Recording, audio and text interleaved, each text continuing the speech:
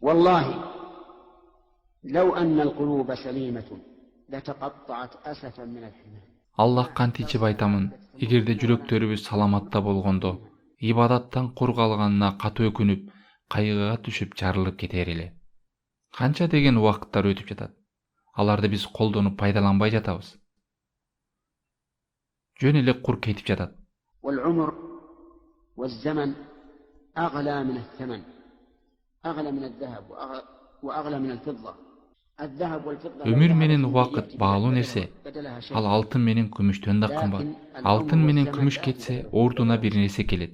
Ал эми өмүр менен убакыт текке кетсе, эч нерсе ордуна келбейт. Кетти болду, кайтарып келүүгө мүмкүн эмес.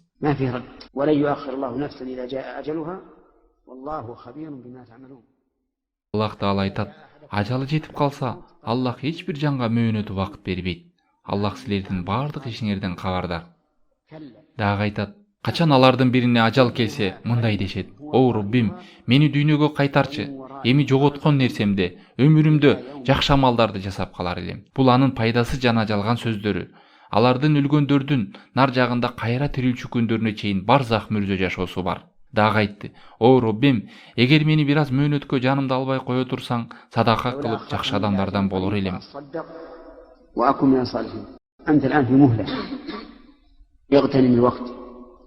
Азыр сенде мүмкүнчүлүк бар, убакытты колдонуп кал. Күнүнө Аллахтын китебине убакыт бер. Жакшы амалдарды кылганга убакыт бөл. Түндүн акыркы бөлүгүндө жок дегенде жарым саат тахажжуд оку. Багымдатка чейин Роббиңе жалынып жалбар, ал учурда көп дуа кыл. Себеби Аллах Таала түндүн акыркы бөлүгүндө биринчи асманга түшүп айтат: "Ким дуа кылса кабыл кыламын, ким сураса сураганын беремин, ким кечирим сураса кечиремин." Ким багымдатка чейин жок дегенде жарым саат мурун ойгоно албайт?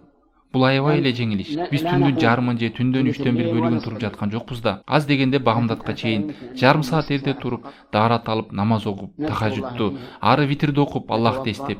Бул аябай эле жеңил иш. هذا أمر أظنه بسيطا جدا. كذلك أيضا نجعل حياتنا كلها ذكرا لله.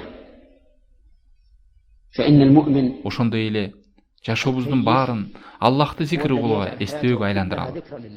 Акылдуу мусулман жашоосунун баарын Аллахты зикир кылууга арнайт. Себеби бардык нерседе Аллахтын белгилеринин бирөөсү бар. Эгерде ошол нерсени көргөндө Аллахтын белгиси, аяты деп таанысак, Аллахты эстеген болобуз. Мына ошондо адам бардык жаратылышта, жашоодо көргөн нерсесинде Аллахты эстей алат. Жада калса өзүнүн ичинде болгон өзгөрүүлөрдөн да Аллахты эстей алат.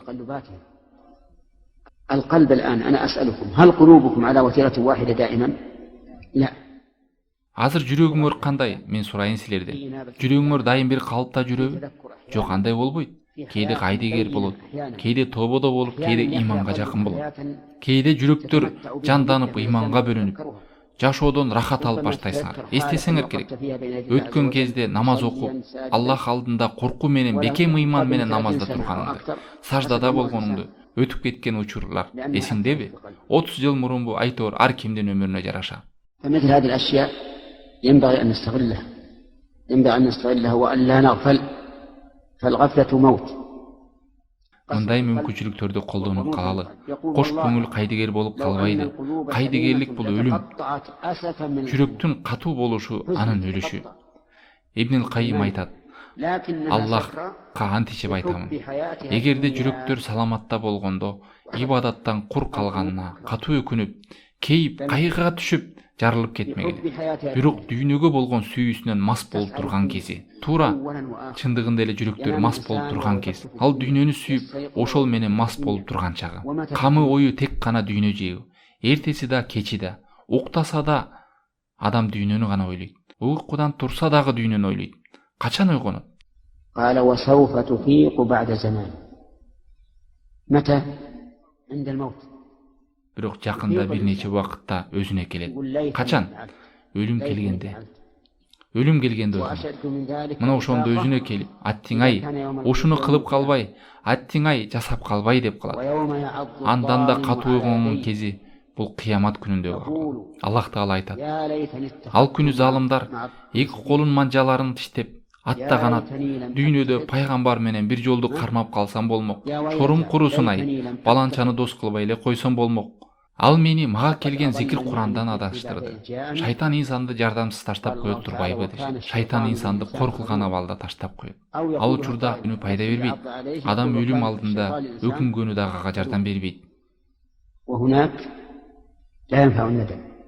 عند الموت لا ينفع الندم. أسأل الله تعالى بأسمائه وصفاته أن يجعلني وإياكم ممن يغتنم الأوقات بالأعمال الصالحة. Улук Аллах Тааланын көркөм ысым сыпаттары менен сураймын. Аллах Таалам бизге убакыттарыбызды туура колдонуп, жакшы амалдарды кылууга жардам берсин. Жана бизди өлүм алдында жана өлүмдөн кийин жаш баланын чачы агарып кете турган кыямат күнүндө бизди бекем кыл. Чындыгында ал берешен зат.